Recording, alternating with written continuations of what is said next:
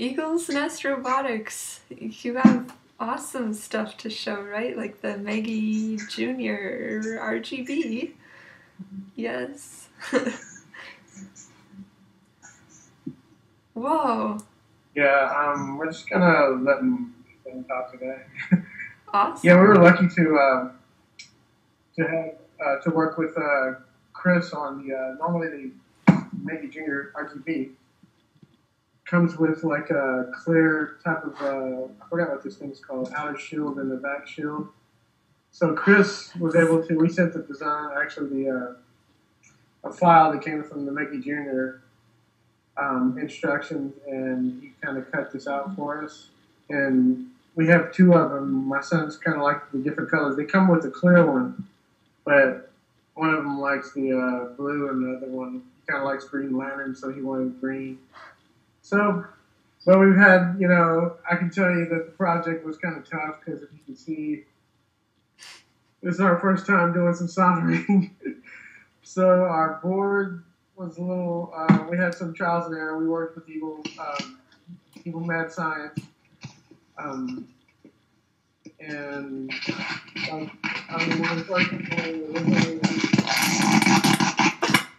oh, jeez. Sorry.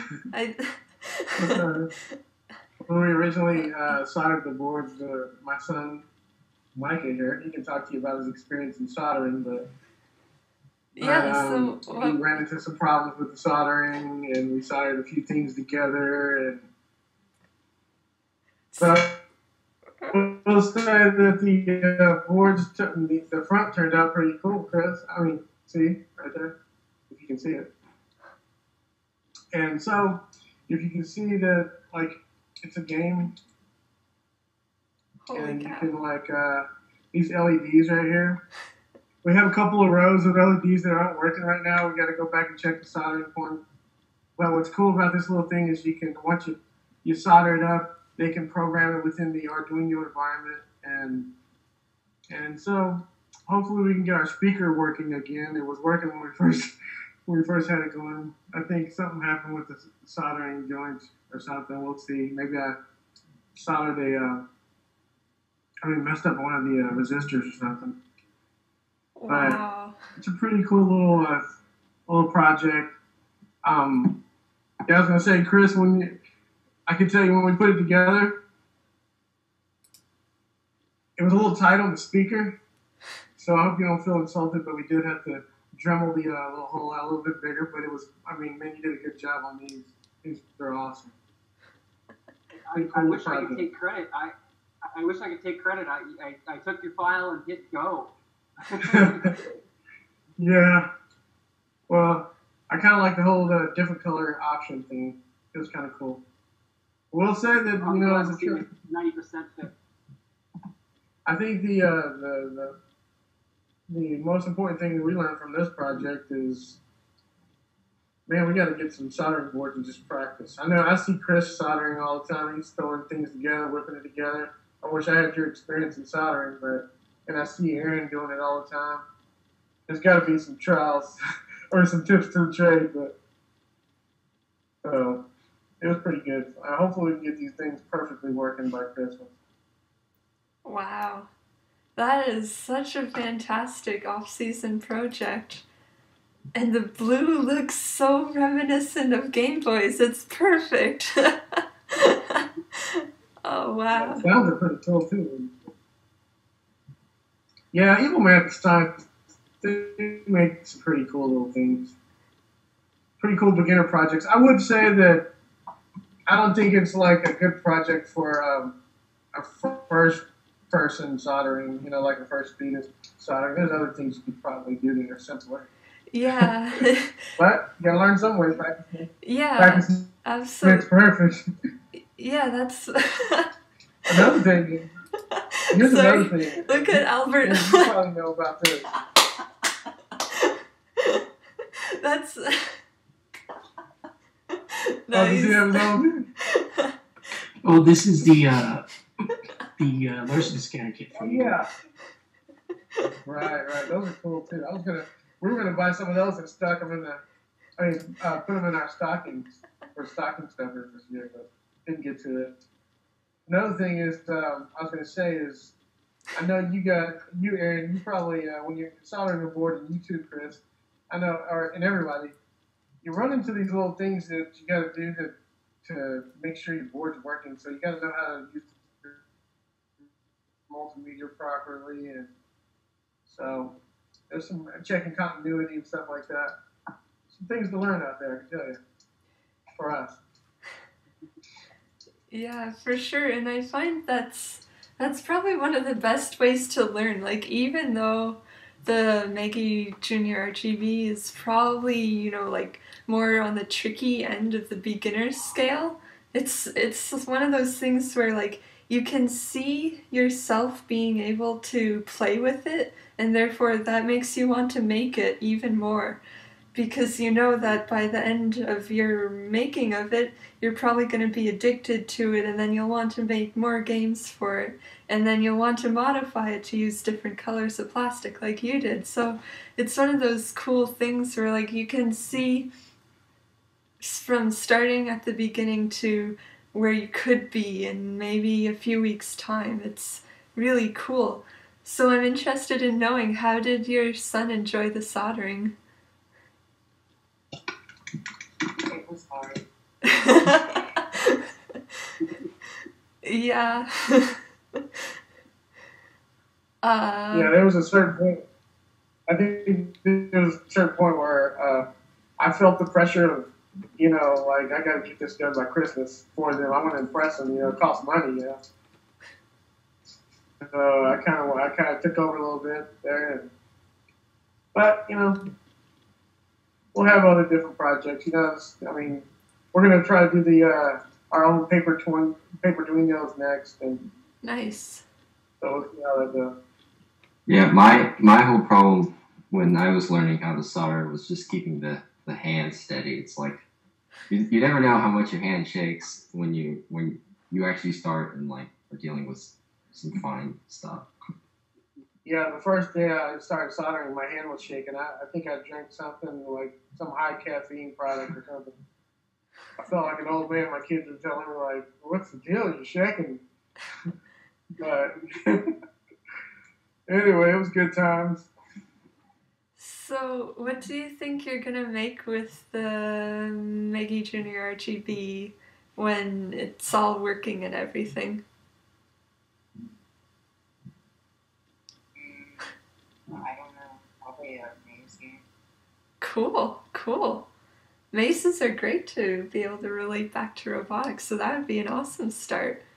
And you have all the different colors and stuff too. Yeah. Yeah, we finally got RG blocks installed for on our Arduino IDE, so we're gonna try to use that and see what we can create with RG blocks. Got them using Scratch right now, and it's kind of like similar to RG blocks. Nice. Well, that's fantastic. I love how it's sort of been like, we had Lenore from Evil Mad Scientist Labs on the robot party, and now you got one of the things that is from their store, and then Chris was able to send you a part for it, and it's all like connecting to the robot party. That's totally amazing. Wowee.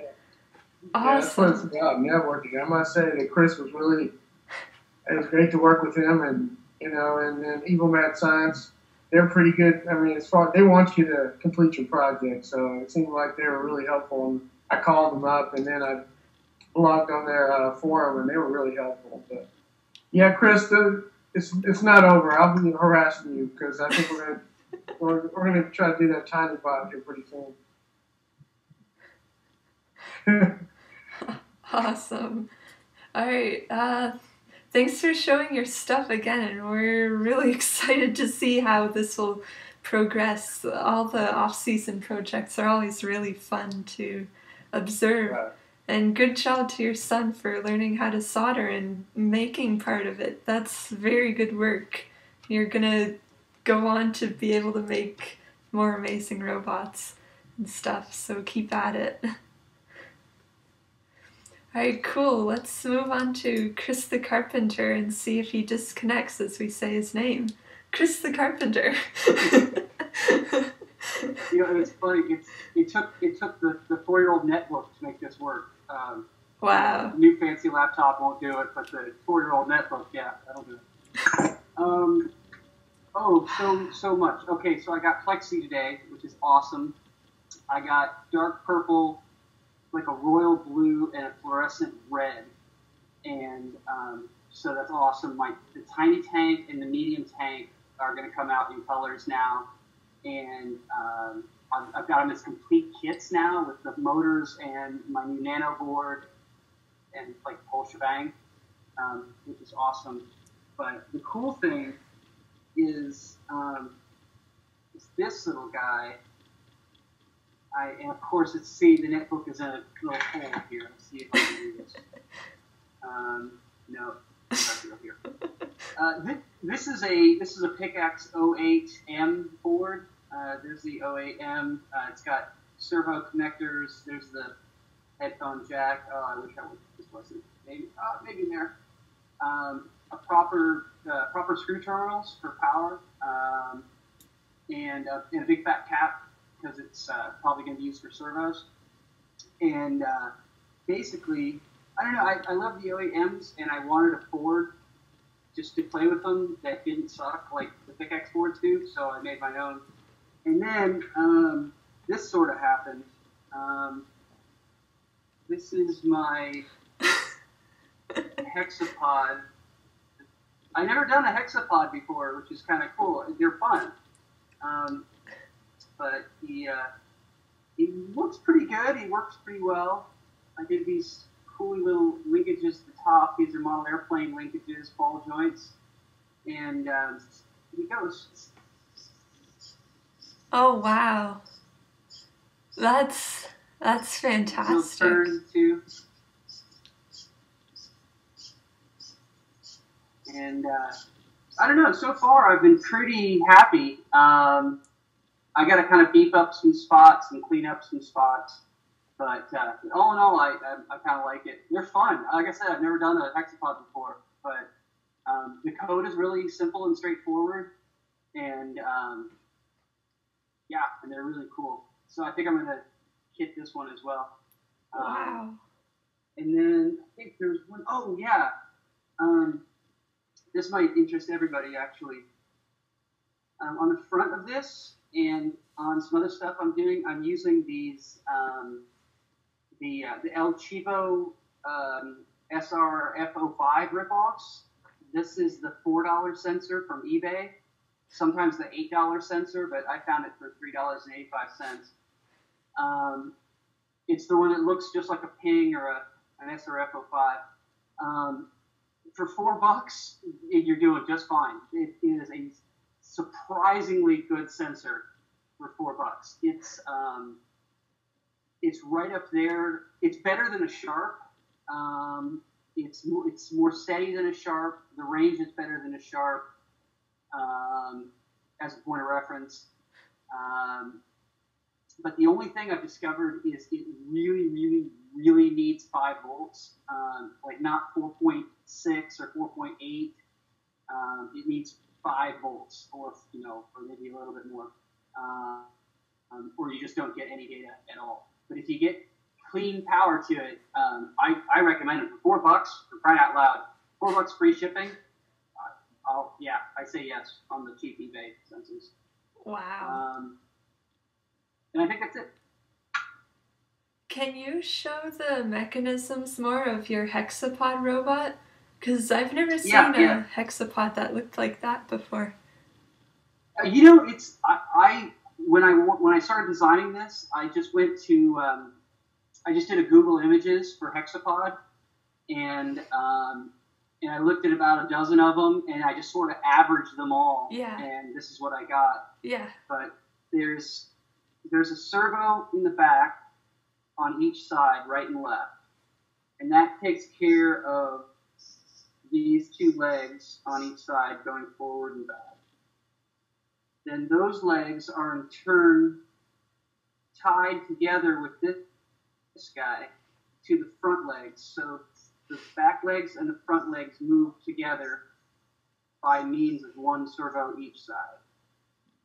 And then the two center legs here and here are controlled by one servo in the middle there with a linkage going to each one.